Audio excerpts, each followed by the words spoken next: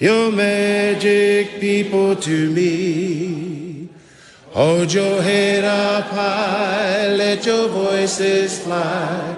I'm proud to be Māori. All right, whānau, no mai hoki mai to the Planting Seeds podcast. You wouldn't believe it, but we're about 6 minutes in and I didn't even push the record button, so we are here for the first in-person wānanga guest episode of the Planting Seeds podcast. I'm very fortunate to have Matua Rawiri here with us, so no mai hoki mai again. Welcome again in 6 minutes. Yeah, 6 minutes. And we're just firing up and we're jumping into some pretty awesome kaupapa and a big part of that, I guess, and it'll be good just to like double back straight into it, which is, you know, just the korero around balance, you know, and if there's any more further whakaaro than what we're just sharing, I guess, you know, just take it away on your whakaaro around balance. And no, what I was talking about was, you know, we talked about unlearning and some new learning and attaining new knowledge and not being afraid of that.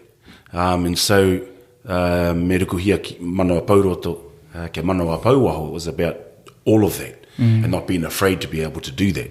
And so he was using the example of my tipuna up in Ringamutu and his plight to achieving that. And so he was in a battle with his relation Hikawera, in which he lost 2 battles. I think the third one we could have quite possibly been called Te Whānau Hikawera. Wow. And so he knew that he had to do something. And so he yelled out to Hikawera's tohunga, Tu Whakauerangi, how am I going to beat this fella? And Tu Whakauerangi says, me haere koe ki te rātō, ki te tonga o te rā, go to the setting of the sun. And so Apanui said, okay, so he packed up his gear and he headed west and he ended up in Tauranga Moana. Wow. And he met up with a tipuna named Kino Moirua. And so he told Kino Moirua what the situation was. And Kino Moirua says, oh, your battle strategies come predictable. We need to change that. And so he took him to observe a whole lot of things. First observation was of Tirikawa. And Tirikawa is a rock you can see from Moa, and it stands in the ocean. And he watched this rock, and as the rock stood strong, the waves pounded it, it never moved. And when the tide came in, it submerged. When it went out, it re-emerged. And so he made that observation. He looked at that rock and he said, okay, so he observed that rock. The second part was he was taken to the sandbanks where Kino Moirua asked him to observe a flock of korero, seagulls. And as the waves ebbed the shore, the seagulls would fly only to alight to allow the waves to then retreat and they would land again. The third one was the flight of the kawau. And with the flight of the kawau, he observed the flight of the kawau in a straight line out to sea. And when it hit the water, it got its fish. So the first thing I think, just to talk about the first part of that story to hāngai te o korero, was around haere ki te rātō, haere ki te tonga o te rā. And what that meant was Apanui wasn't afraid to look outside of himself, look outside of his iwi. To seek, to pursue knowledge from somebody else. And, you know, that must have taken some level of vulnerability, to go to somebody else outside of your iwi to say, look, this is what's happened. I need some help. And so I think, you know, the unlearning and some new learnings happens when you're able to become vulnerable. Wow. When you're not afraid to look outside of yourself for help. For new knowledge, to better yourself. So I just wanted to use that part of the story to answer your question. Wow. I think, you know, how you just sort of like planted that korero vulnerability, you know, because, you know, we have to get beneath the ego, or I guess rise above the ego when we're trying to unlearn or trying to take in new knowledge. And like how you gave the korero about, you know, about Tipuna and how he sort of had to go outside of himself, but he also had to go outside of what he knew. Yes. And I think that's the part where we need to sort of like get comfortable with or get familiar with, right? Well, haere ki te rātō, haere ki te tonga o te rā, to go west, just to go west. He didn't know where he was going. So he headed west, he ended up in Tauranga Moana. And so, you know, there's that, the vulnerability, first of all, was to ask his enemies, tonga. Wow.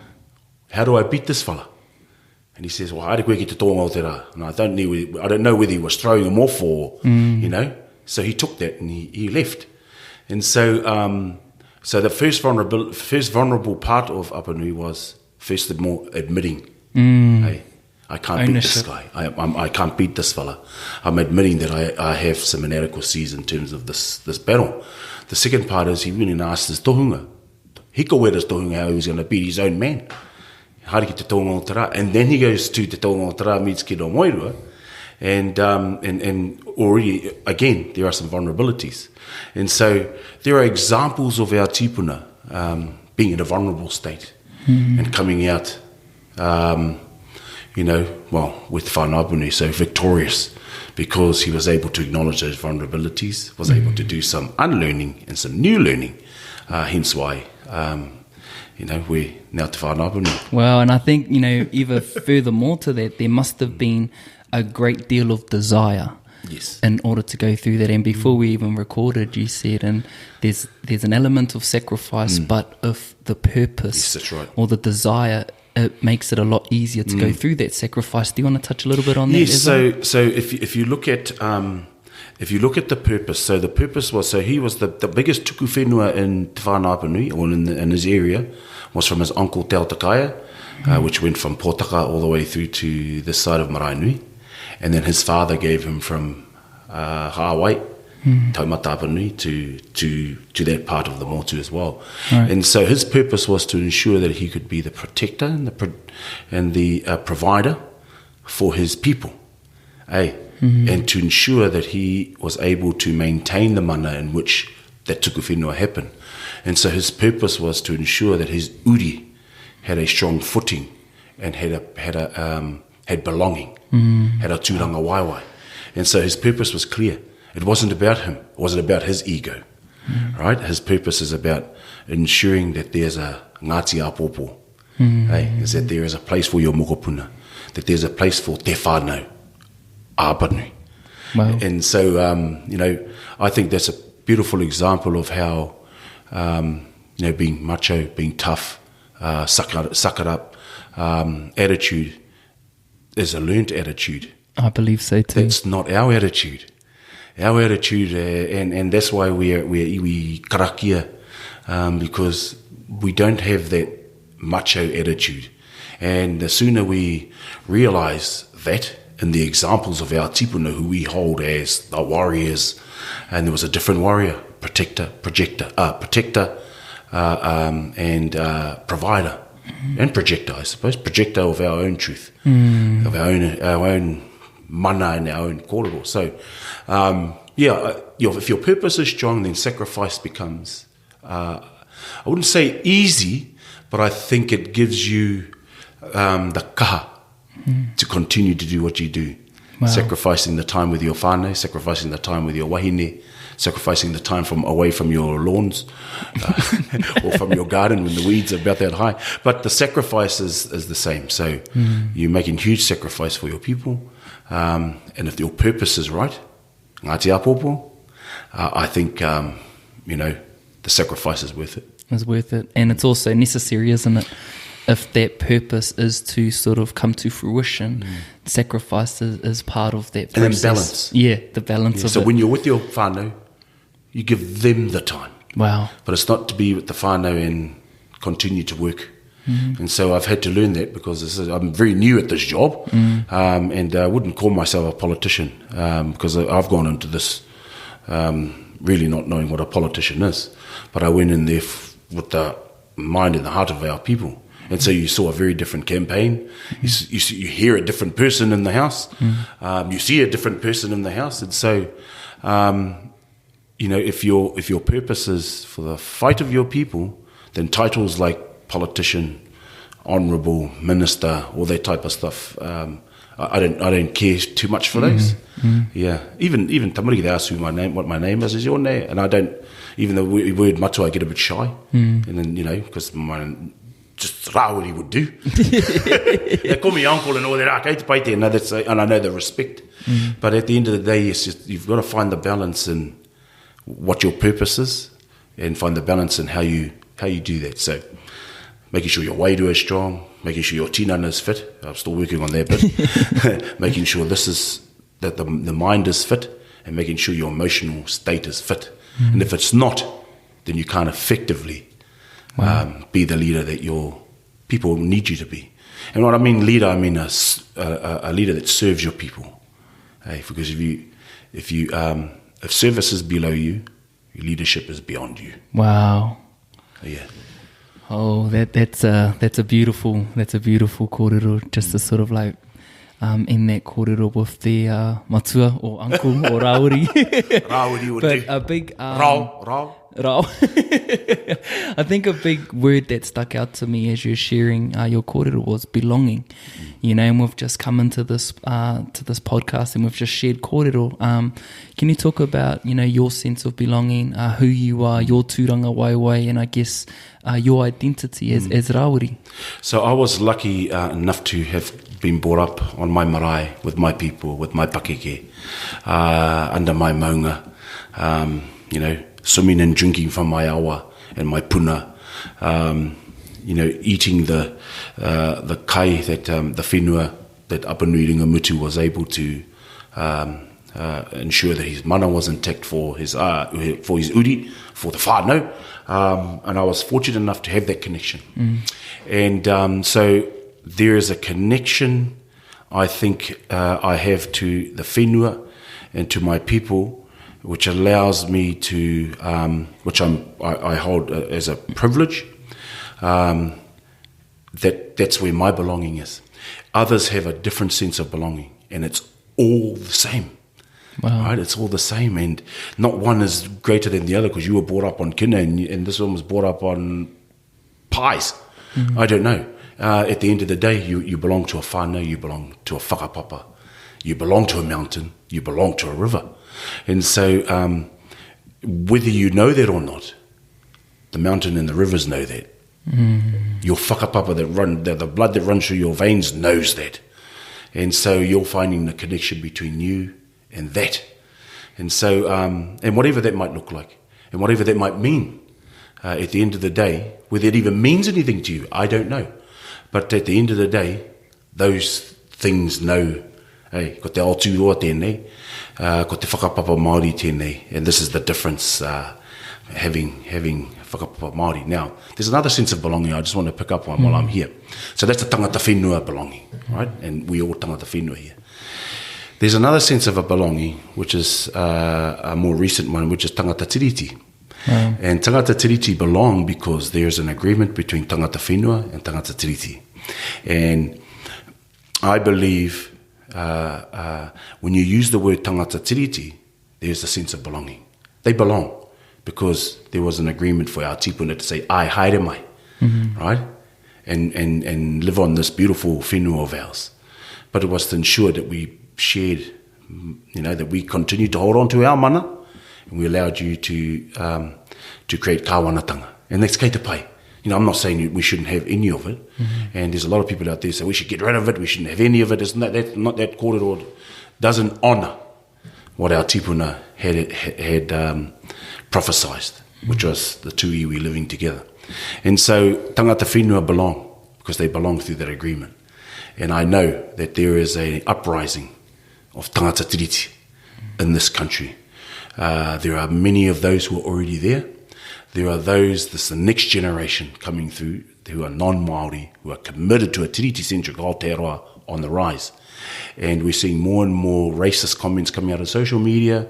A lot of the politicians are now starting to use the rhetoric, separatist, apartheid, all those words that belong to them, they don't belong to us, and nor do the ideologies belong to us. Those ideologies don't belong to us, belongs to them. And what they're doing is projecting the insecurities and their fragility onto us. And so I'm encouraging now the rise of the tangata tiriti. And it's I can feel it. I can feel it in the whenua. I can feel it in the air. And our job is to ensure that we whakamana that relationship because they will whakamana the relationship that they have in the Treaty of Waitangi.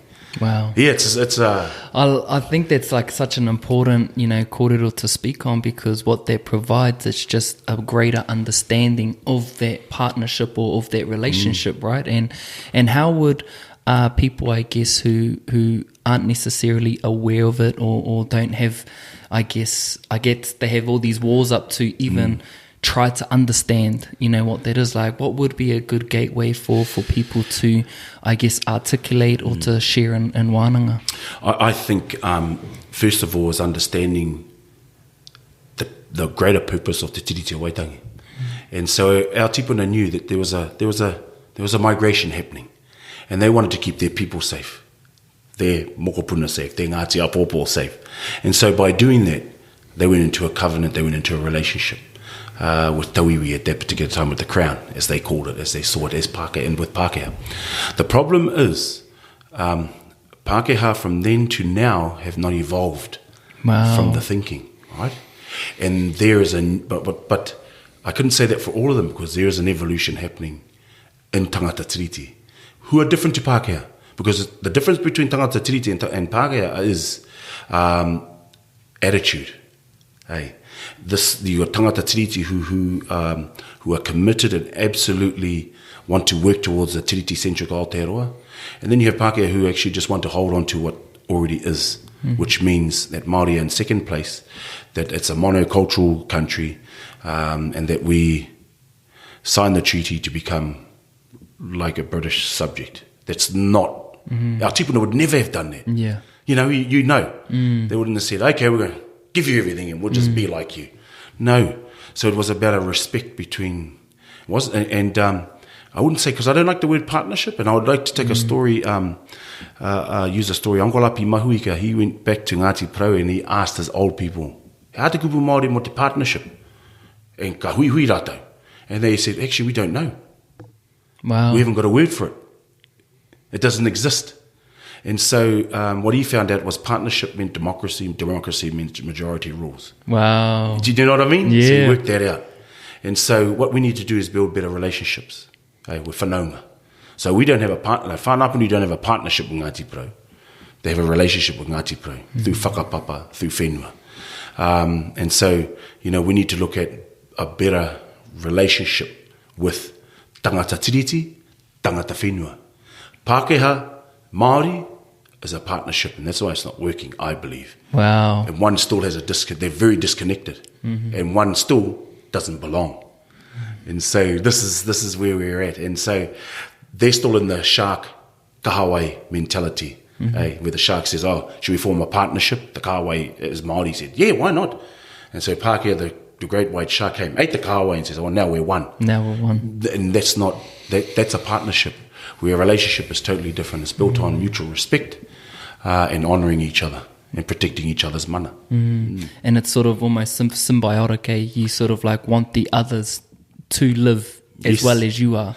There's like that, again, coming back to balance, Yes.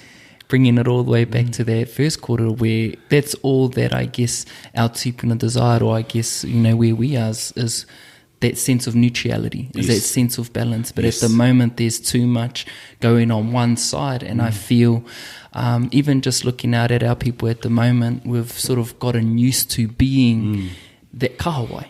Yeah. And I think, seeing yourself, and I think seeing a lot of our other, pioneers and empowering our people to stand up for our mana motuhake. And I think coming back again, it's that unlearning to relearn. Yes. And I guess you're just creating so much disruption in the spaces that you're finding yourself in. And I think it's very encouraging, I guess, for myself to be able to see that.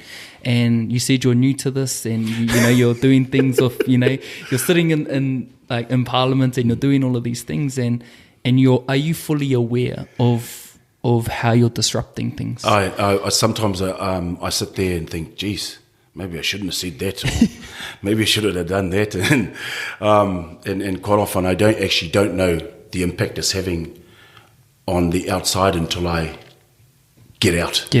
And people are saying, wow, that was awesome, that line of thinking, that, yeah. And so I've got to ground myself. I talk in metaphors and images because that's how I understand things.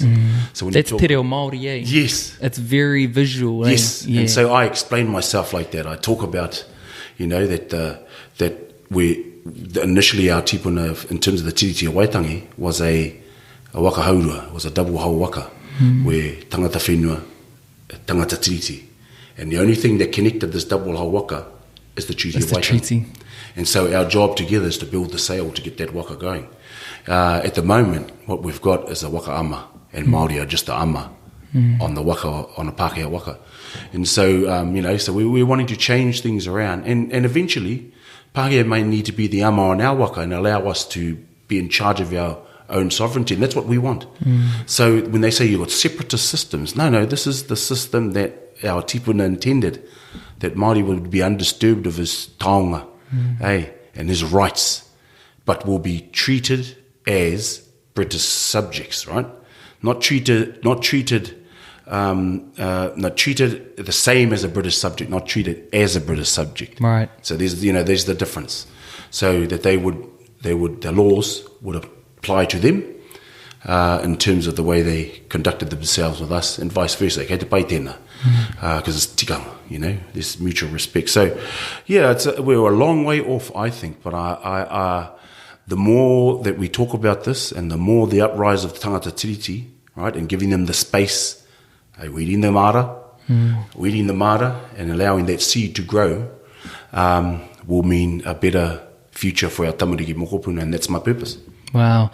And I think as we sort of allow that awareness to rise, I think that's all it comes down to, is people need to broaden their perspective. They need to elevate their consciousness or their terms of awareness to shine the light on these certain things, because if we're not learning, if we're not adapting, then of course we're going to have the same repeated circumstances.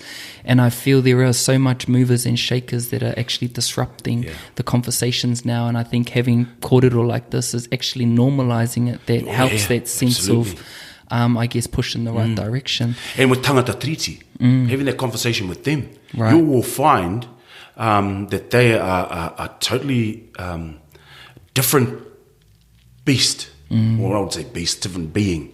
And so I use the word disruptor, and I've been labelled that, which is good, which I think is good, because the ore, that's what that all means. But I think I quite like the word transformer. That we're transforming psyche, we're transforming, so people are, like Optimus Prime, we're travelling along with a truck and then we transform into something else. And I think that's what evolution is, that's what te ore is. And kei te ore te whenua, kei te ore te iwi, and not just the iwi Māori or tangata whenua, but kei te ore tangata tiriti. And we must take them on the journey with us. Wow. To create, I believe, the greatest nation on earth, which is based on a tiriti-centric Aotearoa. Wow, that's a beautiful vision, eh? Just to sort of see that as you can see it, you can feel it. Feel it. Because this generation coming through, non-Māori, who are committed to this, you can feel it, you can hear it in them. They are an absolutely intelligent, strategic people who know what has gone on. They know that there has been wrongs in this country, and they know the power of Indigenous knowledge is what's going to save this planet. These are the people that know that, right? Westernized models don't work. They don't work for our mental health. They don't work for our physical health. They don't work for our spirit, and they definitely don't work for our whenua, and they definitely don't work for the taiao, te ao tūroane. And so they know that the secret is actually in Indigenous knowledge. So if you're going to talk about climate change, it must come from an Indigenous point of view in order to make it work. Otherwise, it's not. And I think that comes down to the relationship that native Indigenous people have with the actual whenua. When there's a relationship, there's communication, right? And there's also, how to participate with it. You become in flow with it, as opposed to having that partnership dominant kind of attitude. You don't see it as something that has mana. And I think that's something beautiful that I feel Māori and all Indigenous people have, is just that beautiful relationship with the taiao. Yes, and so you're absolutely right. And so only Indigenous knowledge will in effect make a difference to climate change. Westernized knowledge will not do that. It's like their mental health system. Mental health doesn't belong to us, and nor does the system. And so, reconnection is a huge, like we talked about at the beginning, huge part of our answers, our rongoa, our oranga, comes from being informed by Papatūnuku, being informed by Rangi Nui, and me arawa tamariki. And I bring even back to like a personal kind of space. When I feel connected to the taiao, there's this sense of just presence. There's this sense of just being. And I feel that is like one of the most blissful times is when you can experience that, when you can just gaze out at the stars, or you can feel the moana, when you're out in the ocean, or you can feel the whenua beneath your feet. I think that kind of relationship is not just good for the whole world. You can just feel it for yourself. Yeah. And I think that is where I think everyone in this modern day sort of lacks because of all the distractions, all of technology. We've lost, I guess still we're losing our touch with the natural world. Yeah, we are. And so this is why I grow kumara, because it allows me to, to be in touch with the whenua. And I totally understand what you're talking about in terms of being out there allows you to do that. And so this is my way. My way of staying in touch with the whenua is being able to grow kumara. And people might say, I was just growing kumara. Well, actually, it's not. And so you've got to, like I said, you've got to cultivate the soil to allow your tipu to grow. When you put the tipus in the ground. So you must cultivate your soil. And it's like cultivating the environment for better apopo, I would say. And that's what we're doing. We're all cultivating at the moment. We're cultivating the soil to allow our tipu to grow strong, to grow healthy. But the environment must be conducive to their growing, right? And this is what I'm saying, is you transfer that knowledge. The other one is growing on a mawharu, different to growing on an otane or korekore, right? And knowing the difference of the moon, of the maramataka. And so growing on a different moon will allow a different growth of your tamariki. So even your mental health goes with those. It's all connected. It's all connected, bro. Something that I've been really thinking about, I guess, the last week or so is just our concept of time.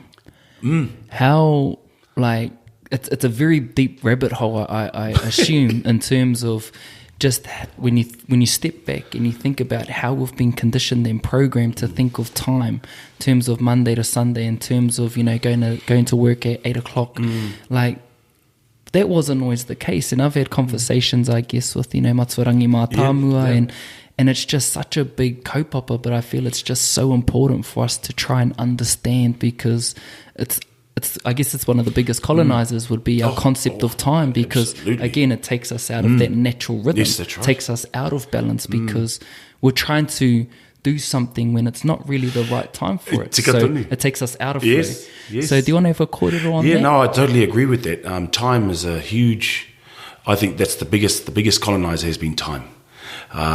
It has really, well, I wouldn't say the biggest, but it's part of the 5 cents that we were talking about to make up our dollar. So one of those is listening to, like I said, listen to the whenua, listening to the time that the stars give you, listening to the tangi o te pipi wharauro. And there's a saying, I whia ke koe te tangi o te pipi wharauro. So if you missed planting, your people starved. And so time is of the essence in terms of waiting for the call of the pipi wharauro and knowing, ko tai te wā. Waiting for the karaka berries to become ripe, to know, ko tai mai te kahawai. Waiting for the pūtakawa to bloom, to know that the kina were ready. The kohai, that the kina were ready. You know what I mean? Waiting for the bloom of the harore to know that, yes, the moki is near.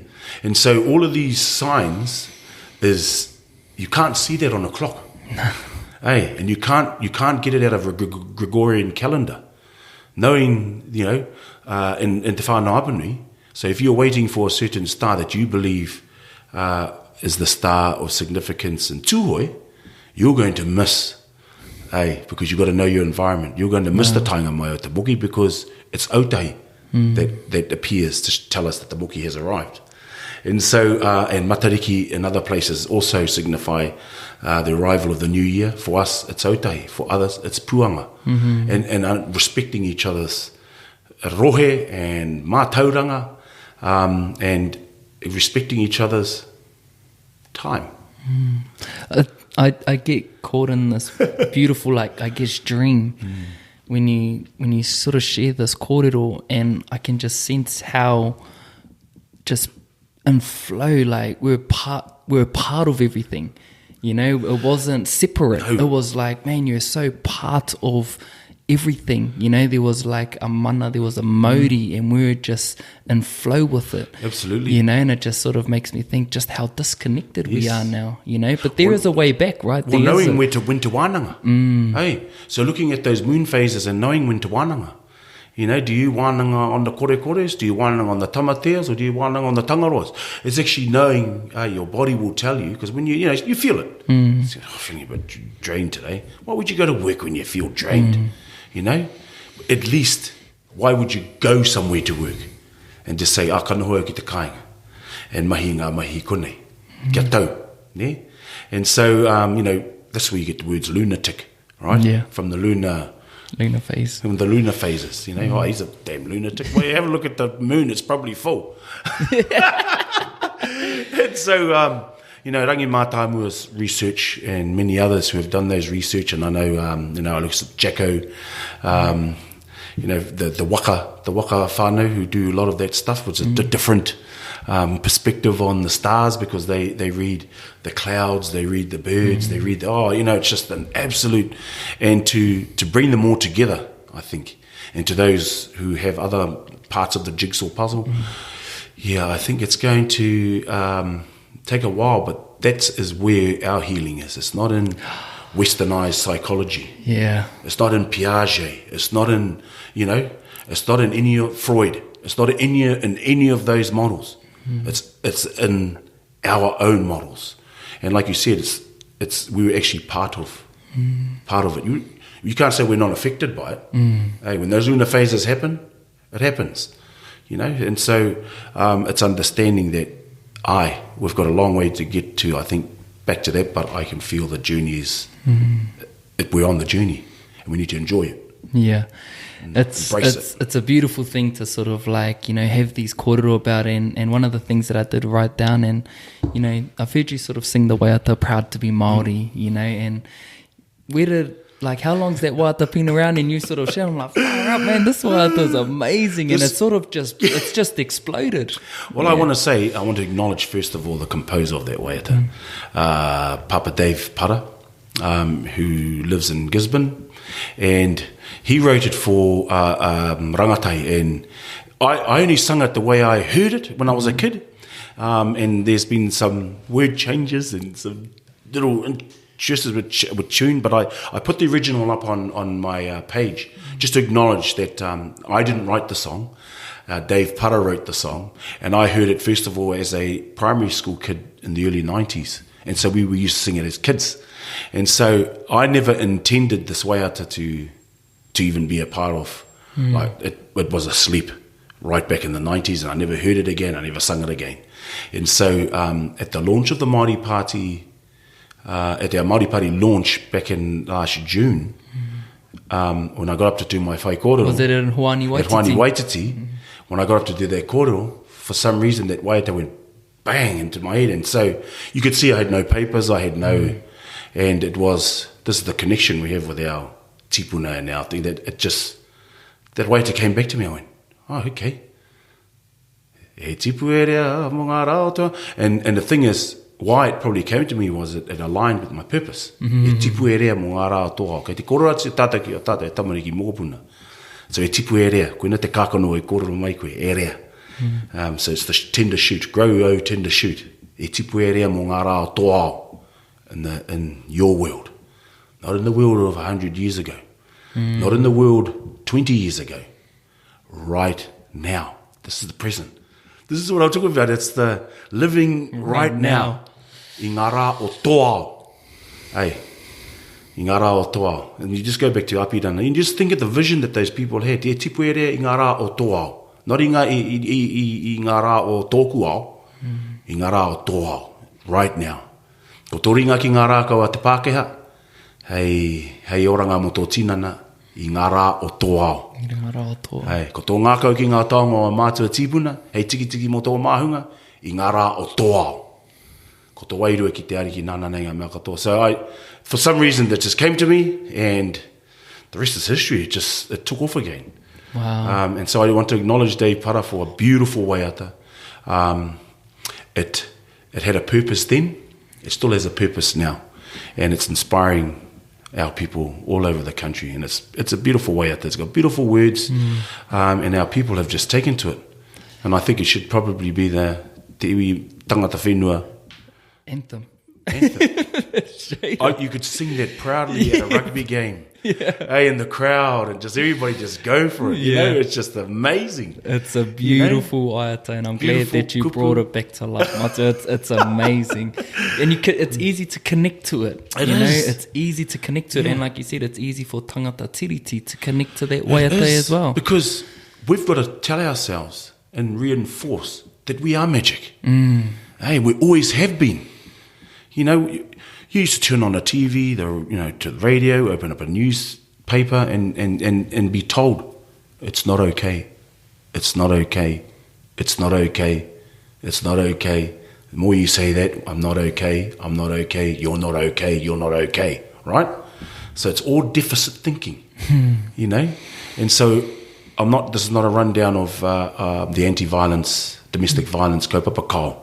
I'm totally supportive of that, and I don't condone any of that. But what I do want to say is that I want to switch the korero to it is okay. It is okay to be Māori. It is okay to be the best husband in the world, or tāne, or partner. It is okay to be the most wonderful and loving father in the world. It is okay to be the protector of your whānau. It is okay to be the provider for your whānau. It is okay. It is okay. It is okay. And so the magic korero is all about reinstilling that in our people, because you're magic. And like I said, being Māori is like having superpowers, because there's nobody else in the world like us. Hey, and why I say that is because we're magic. Hey, and the magic is in here. It's in. Yeah, and the journey we talked about before, the greatest journey one has to make, I think, is from here to here. Yeah, and a lot of people don't make it. Hey, it's the transition between here and here, and I think so that to me, once you have made that journey, that there's a connection here and you can go backwards and forwards like this, then I think that's probably the greatest journey you'll ever have to make, and to here, to your puku. So when I meant here, from here to here, for Māori, whakarongo ki tō puku. Ki te puku. Hey, it's our korero. So if your intuitions are saying, whakarongo ki tō puku. And I do that quite often. So that waiata came to me, I rongo atu awahau I taku puku. And away it went. Yeah. Wow, just opens everything up. You allow yourself to be open to receiving. And I think how you're saying the don't do it, or it's not okay. It's not okay. Sorry, it's not okay. I think, as we sort of like start to actually believe in knowing that isn't the truth of who we are. No. That isn't the truth of it's who we are. It's learned behaviours. It's learned. Yeah. Everything is learned. If you look at our ori and the way ori were written for mokopuna, there is no way our people were abusers. No way. No way. The other thing is whare tangata. Why would you call it a whare tangata and not respect it? Hey, because we respected our whare. Hey, and we respected that women were the holders of that. Hey, and they had there was a sacredness and a worthiness to protect. Hey, and so I don't believe that.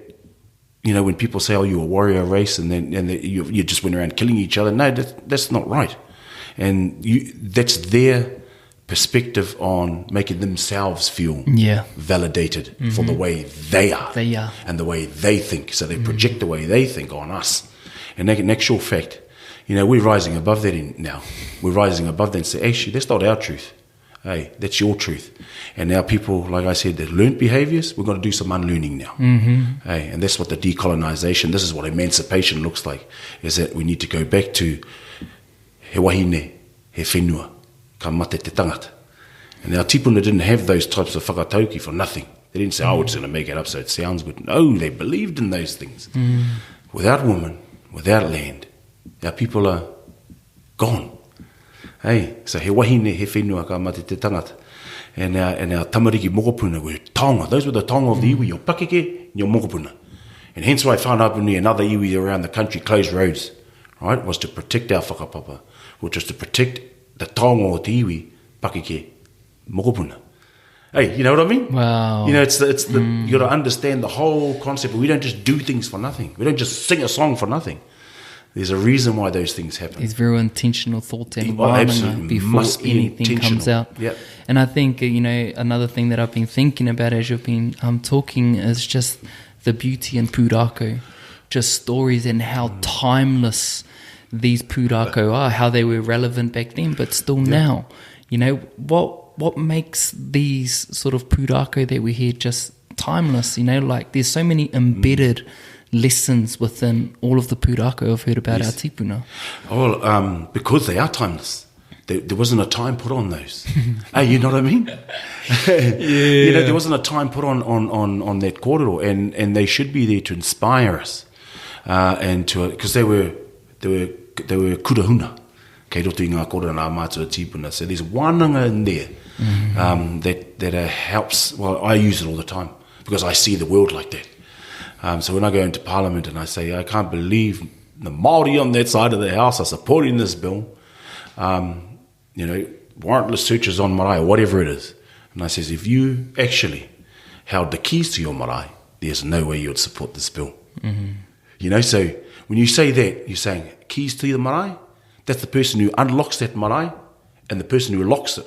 So they're there at the beginning of the hui, whether it be a tangihanga, an unveiling, whatever, a wedding. They're the people that open that marae. They're the people that lock it.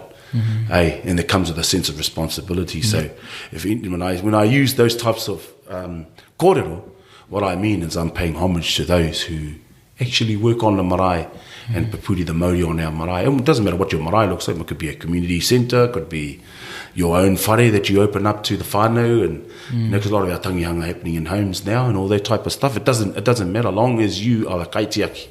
Hey, and with that one key comes a responsibility. Hey, on behalf of everybody else that uses it.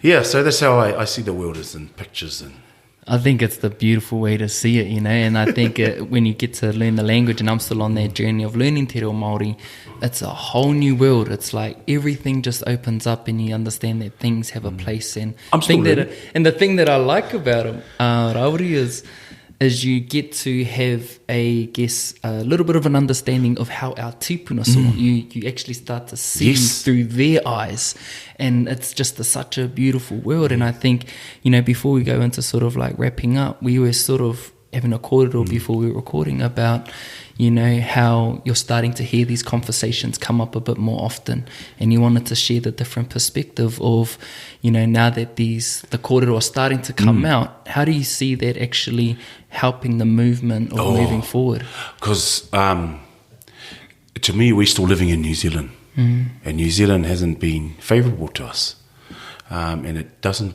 that name and everything that comes with it doesn't belong on this whenua. And until we change that, then we will grow. And hence why I talk about a tiriti-centric Aotearoa, which hasn't been realised yet. Hey, the rise of Aotearoa has not been realised yet. And so the sooner we put to sleep, you know, things that hold on to the old colonial ways, that's a Dutch name, it's not a Polynesian. This is a Polynesian colony. It's not a British colony, right? Colony. So this is, we are no poro ni hia tātou. And we are part of this Te Moana Nui a Kiwa. That is our relationship. That is our whakapapa is in Te Moana Nui a Kiwa. The moana is what connects us, right? And so the sooner we realise that, because like I said, tangata treaty are starting to realise that, and we've got to all grow together. And so the realisation of a tiriti-centric Aotearoa is on the rise now. What did 660 say? Gotta rise up, gotta rise up, gotta rise up, baby, it's a revolution. And I honestly believe that there is a revolution happening. I can feel it. When you get the rednecks and all the racists coming out, hey, they are coming out hard. You know, it's Is it ore ore? Hey, because they are feeling fragile and they are feeling vulnerable. and to know that the clutch that they have on the rest of us is slowly starting to slip away. And so, I look forward to the day where we bring rise to a Tiriti Central Aotearoa. And they will realise in the end, actually, we should have done that a long time ago. Because I think they perceive that it's going to go opposite. No. Where that's not necessarily, that's what they perceive. Yeah, that's what they believe. So they're trying to like hold on to it, where that's not ngākau Māori. That's not how it is. No. It's really about just allow that balance to come through, and we will treat you in that sense of manaaki. Well, the way we would look after you, have you been on a marae? Hey, you say to them, you've been on a marae? How did you feel on a marae? Well, it was, I didn't know the processes, but we were looked after, we were fed, we were housed, we were, And so the concept of the way Māori look after people is based on the way we do things on our marae in our homes. And so the way they've looked after us, we've got the highest statistics across every sector you can think of. We're highly represented across everything. That's how they've looked after us. And so it has to change. And Tangata Tiriti know it has to change because they've seen the wrongs of the past and the impact that it has. And it's still having. And still having. It's going to be a long time. The enduring impacts of colonisation and trauma to our whānau is going to take a long time. But look, I am confident, and I have the absolute belief that the switch is going to come on, and I think slowly it's starting to happen. I think it's now we're in the ore stage of the next phase of being the greatest nation on earth. You know what? I believe that wholeheartedly as well, because as I've even just in my own the space that I guess I'm occupying, it's people are starting to be a bit more open to, I guess, find themselves. And I think as we sort of spoke about, as people go inward and build their relationship with self, they actually start to see a different world. And I think that's another pathway that we can actually find that revolutionary, space that we want to be in. And we can see that. And for me, I think what made it a lot easier for me to grasp that understanding is I just needed to focus on myself first. Just focus on what I'm doing and where I'm doing, because and then that's what I felt was happening, that when you do start to grow, when you do start to look in, you start to see, but then you actually feel a lot of what's happening. You feel the mamai, you feel the trauma, and then you start to feel a little bit pauri that, and start to think, well, what can I do about it?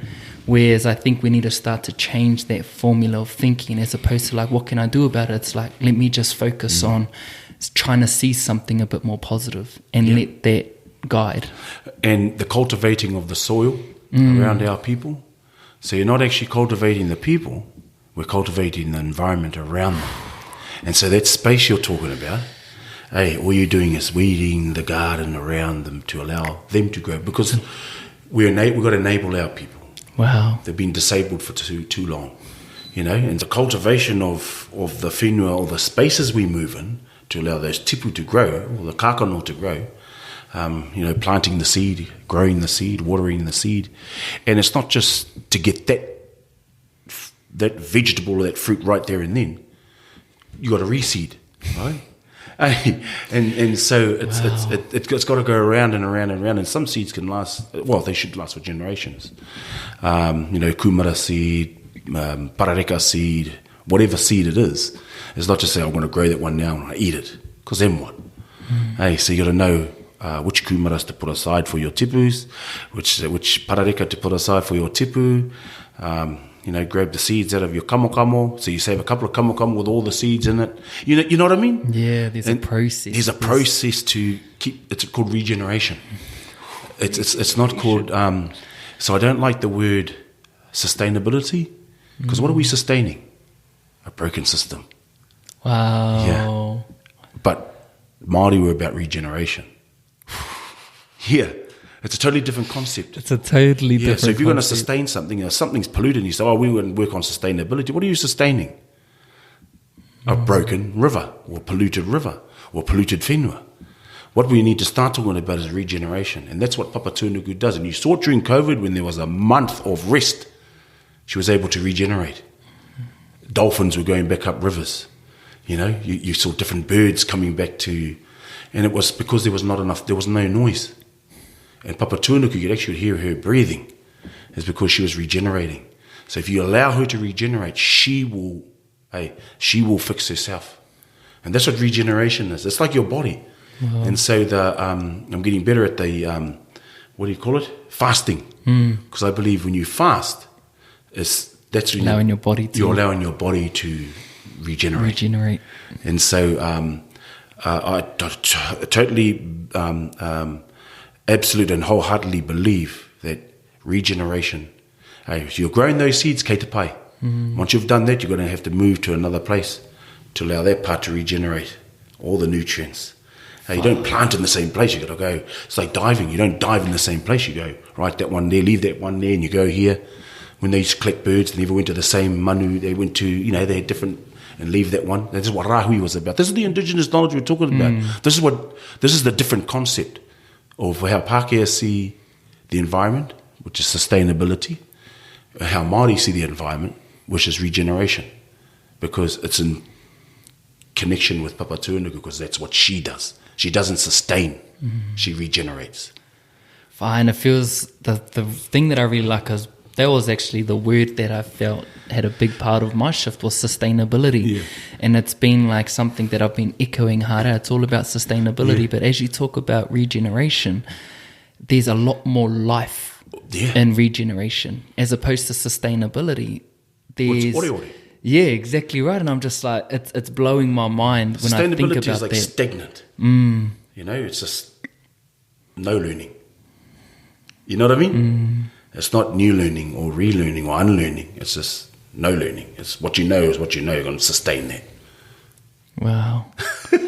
Wow. Yeah. It's sort of like the natural flow of breaking down to breakthrough, to letting go to sort of growing. That's right. It's what Papa Tuanuku naturally does. Because you're trying to sustain the same thing over and over again. Naturally does. And you get tired of it. It's what Tāne naturally does. They regenerate. And so we need to, our indigenous view on our environment is allowing things to regenerate. Pera noi te tinana. And regenerate physically, regenerate spiritually. That's why our people could turn to Christianity. It was easy for them. No te mehei wi wairua. They were spiritual people. They don't get caught up in the, that came from here and that came from there, because that's not our job to determine that. That's the Wairua's job to determine that. And if something sits well with you, it sits well with you for a reason. There's a reason for it. It wasn't forced. It wasn't forced. Your Wairua was familiar. Your Wairua, we're spiritual people. We can turn to any spirituality in this world and feel comfortable in it. Because the Wairua speaks to that world. But what the problem is that our tinana, which is influenced by colonization and things like that, outside influences, tells us, you need to make sense of this. Actually, that doesn't need to make sense of it. Only this. It already knows too, It knows. Your puku knows. Wow. And so, that's just some of my thoughts around, I think, where kei te he tātou. And we're just realigning. We're just realigning ourselves to our Māori compass. And I feel, again, you're laying out so much answers for us, and I feel a big part of that is trying to block out the noise, I guess, or trying to find your way beneath the mind, beneath the noise, and trying to find that pathway back to either our manawa or our puku. And that is where we'll be able to find that sense of synchronicity with what is going on. Okay, kone. This is where you sent, Everything is here. When you do the haka, it's all here. When you sing your waiata, it's all here. When you karakia, it's all in the central part of your tinana, of your temple. And that's where the healing is you're talking about, The regeneration. Well, it can be where the sickness is too. Wow. So, so like I said, I gotta be more like you in terms of my taha tinana, and start to look at balancing that side of things as well. What goes in, what goes out, and to be, because what you do is your plight to do that is trying to be the best servant for your people. To be the best servant for your people. Like I said, if service is beneath you, the leadership is beyond you. Oh, beautiful, Matua. Wow, I said it again, but it's just that sense of, just the amount of value and I guess the beautiful korero that you've, blessed myself as well as the people who are listening. And, just to wrap up, what are some whānau whakaaro that you feel you might want to share, whether it's what you want to see or perhaps how we can sort of be a bit more understanding as we move into more of that tiriti-centric way of living. But just give it over to you just to share some whānau whakaaro. What I've been saying, kia ora rānira mo tēnei whakaui tēnei wānanga o tāua. And if anybody takes something away from the korero, we've achieved something today. And so, and it's okay. If some people take nothing from it now, but might take something from it later on, kei te pai tēnā. All we're doing is we've just put a hakari on the table, and you choose which part of the hakari you want to eat. Some might want the whole hakari. Some might just want to take the spud over there, or the, you know what I mean? Yeah. And so, hopefully, we've been able to put some kai on the table for our whānau to digest and eat in wānanga. But before I do finish, I've been saying to our whānau, and I've said it all along, is alongside being magic, and alongside being the transformers and being proud of who we are, the big thing for us is to believe. Hey, believe in yourself, and that's why we've always we use the phrase "believe in you." Hey, so if you say that to yourself, believe in you. If you look in the mirror, you say, "Believe in you." You're talking to yourself. Believe in me. You're talking to yourself. Believe in Māori. You're talking to yourself. And so, when I say believe, I mean believe in the mana in which you stand, the mana that your tipuna cultivated for you to stand in this world with that mana. And so, that mana belongs to you, it doesn't belong to anybody else. Don't let anybody take that away from you. So in closing, kaua rawa e tuku na tētahi, kia tuarua tātou ki ringa i tō tātou whenua. Me nā matahi tātou i ngā wā katoa. Me nā matahi tātou i roto nei, me nā matahi tātou ki roto nei. And so, never ever allow anybody to treat us like second-class citizens and to take our mana away from us. We must always be number one. Number one in here, number one in here. And you do that, it doesn't matter what happens around you. It doesn't matter how many racists come out against you. Hey, you stand strong, you stand proud, and be the magic that our tipuna intended you to be. Kia ora tātou. Tēnā koe matua, and far out, I feel like I got a whole lot more magic in me. I want to start thinking bigger, I want to start feeling more. And I feel, as you sort of said, that we shared a whole lot of hakari here, and I feel whatever part of the kai you want to take, just enable that to nurture the soil that you have within you. Yes. Allow that to sort of like marinate, be with you, and just ponder. And hopefully it helps and adds value to the journey that you're on. But Rawiri, it's been awesome just to share some korero. I've got a whole lot of it from myself, and I'm sure a whole lot of other people have as well. And just in closing, I didn't finish that story off because there's a whole lot of... Right, Okay, so we went as far as where? it. Where did we go as far? We went as far as Haere ki te tonga o te rā. Yeah. Unlearning, new learning. Now, the observation back at Tirikawa was around that rock. And as you saw that rock being pounded by the waves, That's right. it stood strong. When the tide came in, it submerged. When the tide went out, it re-emerged. And so what Apanui took was toka tū moana.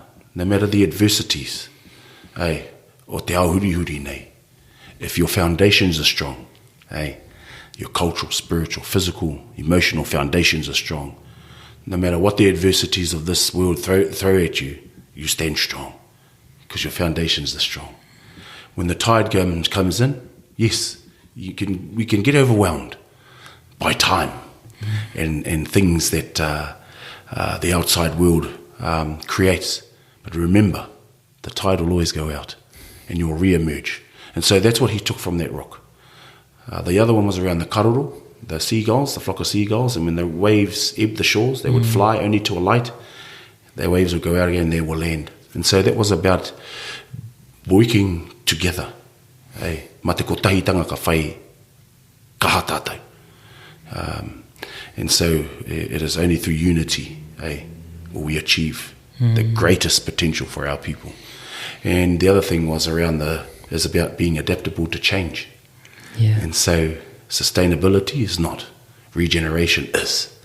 That's being adaptable to change. And so the korero taught Apunui that. And the last one was the flight of the kawau. In a straight line, and it hit the water, it got its fish. What that means is we must always keep a bird's eye view on every situation we come across. Always, if we get into a bit of a rut or a problem, sometimes it's good just to step back and go, wow, let's have a look at what's happening here. Why is this person acting like this? Maybe understanding that there's something over here, there's something over there. And so understanding all of that for our people.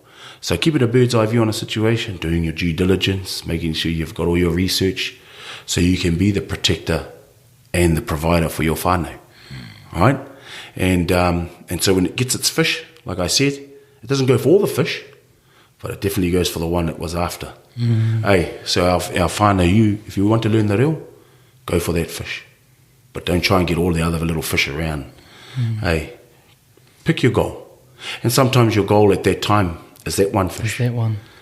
Your next flight out might be for something else. Ka pai? And so, but do your due diligence and be absolutely committed to that. That's what because with that dive, there's focused. There's no pulling out. And with a kawau like us, they can learn to swim in two worlds. Learn to fly in two worlds. So they fly in their natural environment, but they can also fly underwater. Wow. And we're able to do that, right? And in our natural environment, we fly freely. But we can actually dive into te ao Pākehā.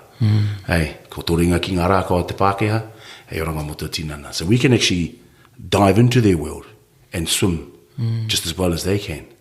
But if we stay in there too long, like the kawau, it starts to go a bit blind. Wow. So what does it do? It returns back to its own natural environment. And so I just thought I'll finish that story because everybody would go, what happened to those other parts of that korero? And so I thought I'd better finish that korero and just lay out that those pūrākau, and there'll be pūrākau in all of our tribes around, iwi, I hate using that word tribe, because the word tribe comes from the Latin word group that is lesser than, and our mana said in hapu, so they call that a sub-tribe, which is lesser again. Wow. So if we stop using the word tribe and we use the word iwi. And hapu, that's us, that's who we are. Yeah, and so many of those kōrero sit in the repositories of our iwi and our hapu and our whānau. And sometimes it's good to haere ki roti haere te tiki ketu reti te kete kōrero ngā mātua tīpuna, so going into their kit, having a look of our kōrero of our tīpuna, and delving into that kōrero and using that kōrero, because that's what it's there for. And finding the kōrero that sits well with you. In that moment in time that you're in. So there's a whole lot of kōrero that I use quite often. When I'm sitting in that house, I always say to myself before I walk into those doors, Ngāti Apopo. Again, thank you so much for closing us off with that pūrākau, and I just got no more words to say. I'm just so grateful and blessed that you have been able to take some time to travel down here and just to sort of share some beautiful kōrero with us. So ngā mihi Thank nui. you for the opportunity. It's the pleasure is ours, and honestly, from all of the whānau from the Planting Seeds podcast, we got your back.